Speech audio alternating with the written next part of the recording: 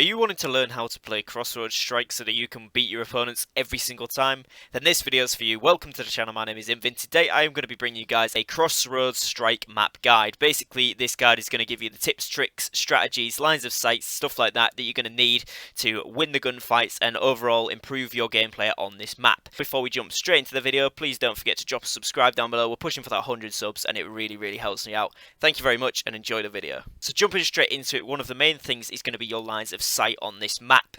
The map plays out through a rotation system based off 4 different spawn areas depending where the enemies are, so you can roughly work out where people are going to be off the spawn. Obviously there's always some outliers, but it's going to give you a great indication of where to start rotating through and which lines of sight you should be holding. Straight off the bat you will either spawn at the snowy lower end or the top of the mountain end of the map. Straight off the spawn you want to look down the left or right hand side of the map. Rarely go to the middle unless you're confident that you're going to beat the peak there, because often people snipe across the centre straight off the start of the map. So going down the side will give you that little bit of leverage and advantage, and if you do manage to get that kill and push in, you can probably get the people who are camping the mid lanes from behind, which is going to get you those easy kills and start off that kill streak very quickly. On Crossroads Strike there is often 2 or 3 different lines of sight associated with each place to hold. So for example, you'll see in the gameplay some of the areas on the map, such as the barrels and the crates that are the head glitches. These areas have 2 or 3 different lines of sights that can see them, which means you should often be holding 2 or 3 different lines of sight from that one position. Now if you are moving around a lot like I tend to do in this game, you're going to be wanting to note that there is often one main line of sight, i.e. where the enemies will spawn in and run towards you, and then 2 other places, usually 2 to 3 other places where enemies will also be able to come from, which is usually where players will be running around.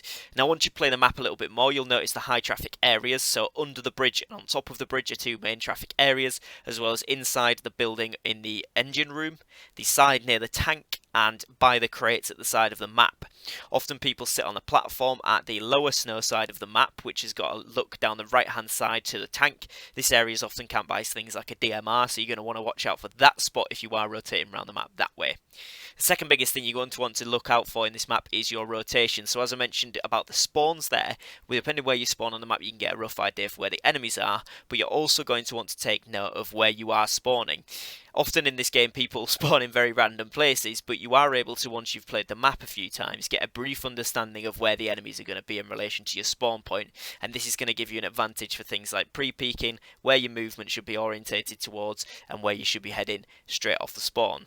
Your rotation should include looking at different head glitches, holding down certain areas of the map, and looping back on yourself to areas that you know are safe, either by team members running through them or by clearing them yourself previously. You should also look at where the enemies are spawning in relation to this, because if they're keeping on running from the same direction or same general place, you know roughly that they're in that area of the map mostly, and so there's only going to be 1 or 2 outliers behind you, if any at all. Crossroads Strike is essentially a 4-lane map. You've got the cross across the middle, so you've got the upper cross and you've got the lower across section. You've then got the 2 lanes at the side, as well as both buildings at either side of the map too. If you're controlling one of these buildings, make sure that you're aware of each of the entrances and exits, and if you are controlling one of the sides of the map, be aware that people will flank through these buildings. It is a traditional style map, kind of similar to Nuketown, and obviously it's in a rotation with Raid, so I'm going to be assuming a lot of you guys are playing this map a lot more at the moment, particularly if you're enjoying Raid, so make sure that you're learning where the enemies can come from at any one time so that you're always on top of the competition. In the gameplay you'll see a few lines of sights which I'm showing both in-game and in custom games here, so you guys can get a rough example of what you should be pre-aiming and what you should be looking out for people hiding on. But as well as this, you're going to want to make sure that you're using the right gun. So in the gameplay I'm using the Mac 10, excellent weapon for this. SMGs are really good for rushing round as it's quite a close quarters map. However, you can use things like the DMR and the sniper if you want to stand further back and go for those picks. Both work pretty well, so be aware that people will be using all sorts of different weapons on this map, including shotguns. Also remember that on Crossroads Strike there is an ammo resupply in the lower mountainside in the snowy section, just inside the building on the lower portion of that down the rickety staircase.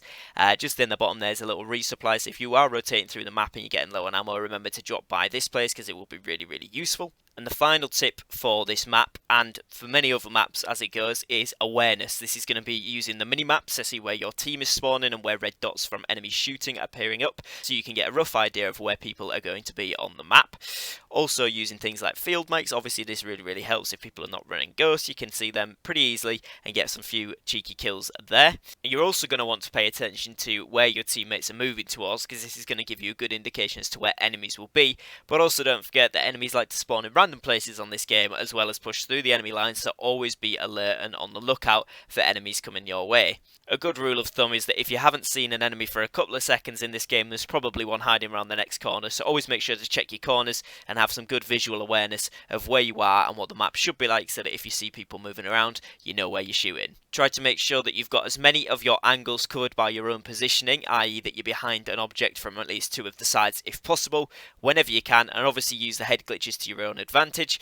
Obviously a lot of the ones in Crossroads Strike are two-way head glitches, so make sure that you are getting on there first, or at least you know how to ping people off that are camping on them to get you ahead of the competition. Hopefully this guide has helped some of you out to get some tips, tricks and strategies on how to win more at Crossroads Strike. If you've got any comments, make sure to drop them in the comments down below and we can start a discussion going, see if myself or any of the community can answer those questions for you. I'd like to thank you very much for watching. Please don't forget to drop a subscribe because we are pushing for those 100 subs ASAP, and if you did enjoy the video, please drop a like as well. Thanks for watching and peace.